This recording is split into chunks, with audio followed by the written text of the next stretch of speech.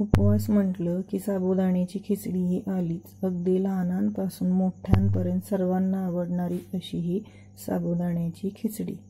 आज आपण बघणार आहोत झटपट अशी तयार होणारी चटपटीत साबुदाण्याची खिचडी. नमस्कार, मी अर्चना अर्चीज किचनमध्ये तुम्हा सर्वांचे स्वागत करत आहे. चला तर आपण रेसिपीला सुरुवात करूया. सर्वप्रथम कढईमध्ये तूप गरम करून घेऊया. त्यामध्ये 4 ते 5 हिरव्या मिरच्याचे बारीक करून घेतलेले तुकडे घालून घेऊया व ते तेलामध्ये छान परतवून घेऊया. मिरची जर तेलामध्ये व्यवस्थित परतली गेली तर ती जास्त तिखट अशी मिरचट लागत नाही. ही मिरची परतत आल्यानंतर त्यामध्ये एक मध्यम आकाराचा बटाटा बारीक चिरून घेतलेला घालून घेऊया व तो सुद्धा छान तेलामध्ये परतून घेऊया. बटाटा जर बारीक काप केला तर तो तेलामध्ये पटकन शिजला जातो. आता यामध्ये आपण भाजून घेतलेले शेंगदाणे ॲड करूया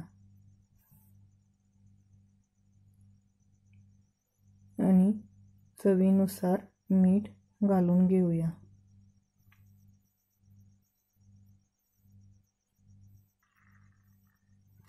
व हे सर्व एकत्र करूया. फोडणीमध्ये मीठ टाकले की ते सर्व पदार्थाला व्यवस्थित लागले जाते.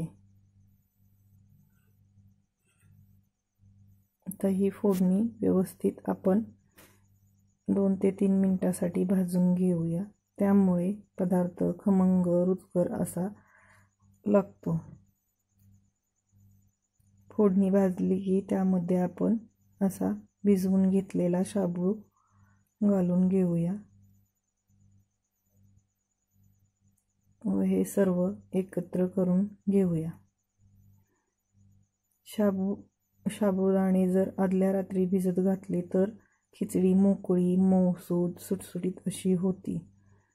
हे सर्व आपण एकत्र करून घेऊन त्यामध्ये आता 4 चमचे शेंगदाण्याचे कूट घालून घेऊया.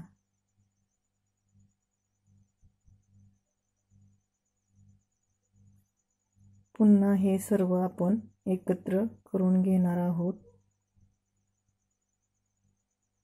खिचडीमध्ये साबुदाण्याचे कूट हे घालावेच लागते, त्यामुळेच खिचडी छान अशी होते. हे सर्व एकत्र करून घेऊया व त्याला 2 ते 3 मिनिटासाठी मध्यम ते बारीक गॅसवर वाफ काढून घेणार आहोत. बघा, वाफ काढल्यानंतर मोकळी सुटसुटीत मऊसूद अशी खिचडी तयार झालेली आहे. तुम्हाला ही रेसिपी कशी वाटली ती कमेंटमध्ये नक्की सांगा.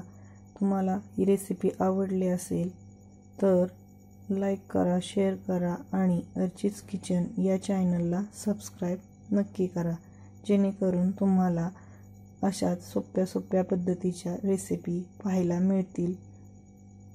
अशा पद्धतीने आपली खिचडी तयार झालेली आहे. ती आता आपण एका प्लेटमध्ये काढून घेऊया.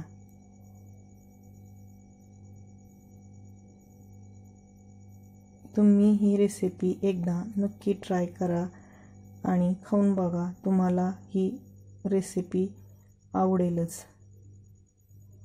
आणि हा व्हिडिओ पूर्ण बघितल्याबद्दल तुम्हा सर्वांचे मनापासून धन्यवाद. चला तर पुढच्या व्हिडिओमध्ये पुन्हा भेटूया.